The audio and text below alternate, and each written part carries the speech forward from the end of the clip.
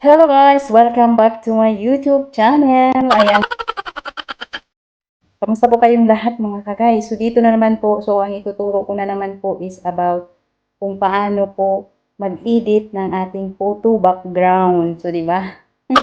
So dito na naman po tayo mga ka-guys. Ito na naman po ang aking ituturo. So mga tips po kung paano po mag-edit ng ating photo. So through CapCut lang po. So dito po talaga mga ka-guys, itong CapCut po ito, napakaganda po talaga kapag meron kayong CapCut na apps.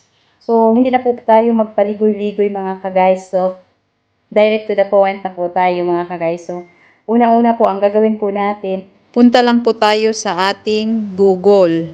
So, diyan po natin makikita. So, what's this? Tara, pag-usapan po natin. So, start po tayo mga ka-guys.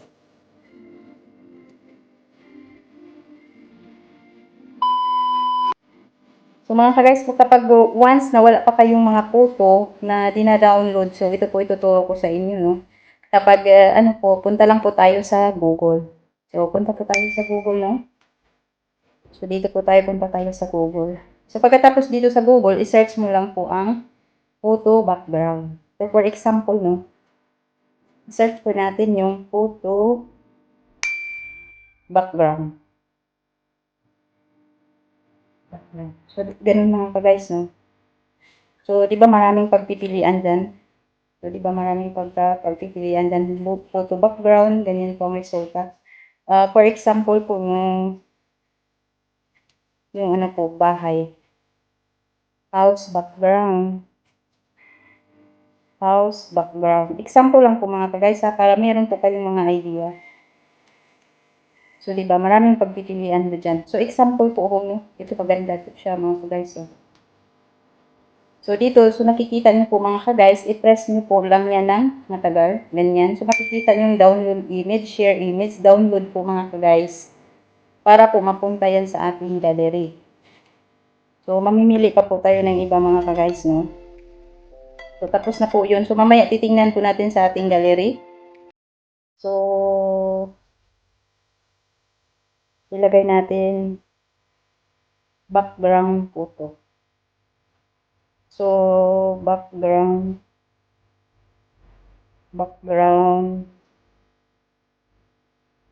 color.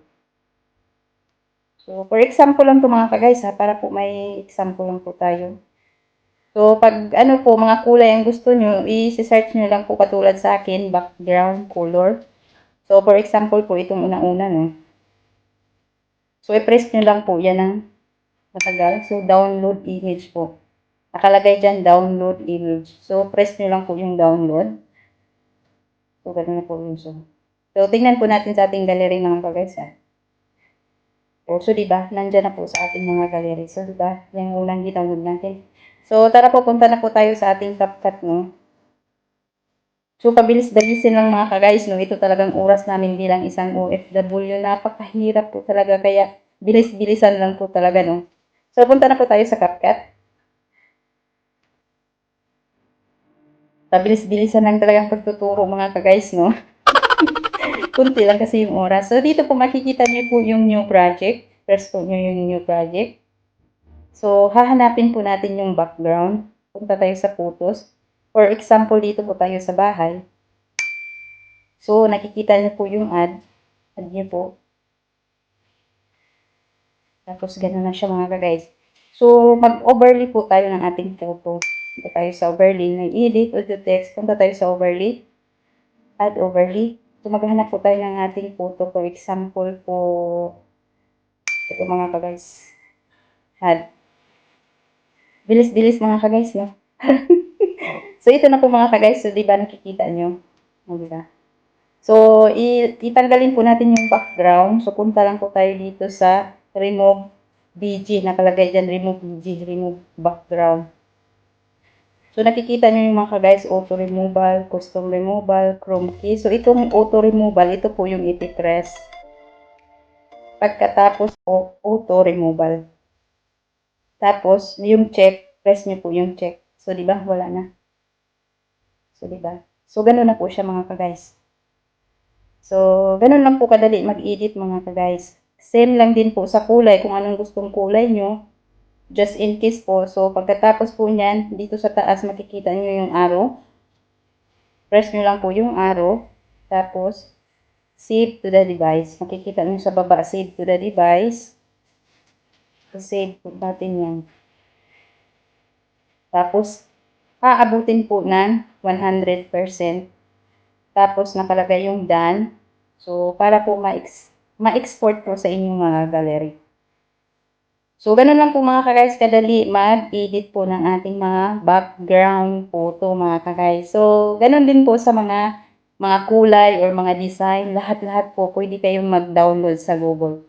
So, yan lang po ang aking yan lang po ang aking natutunan at na-share ko sa inyo mga ka-guys.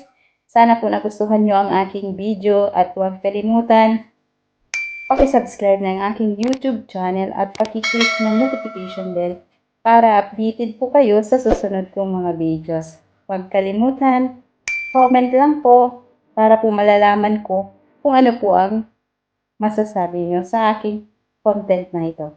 Maraming salamat po and God bless sa lahat. Bye-bye!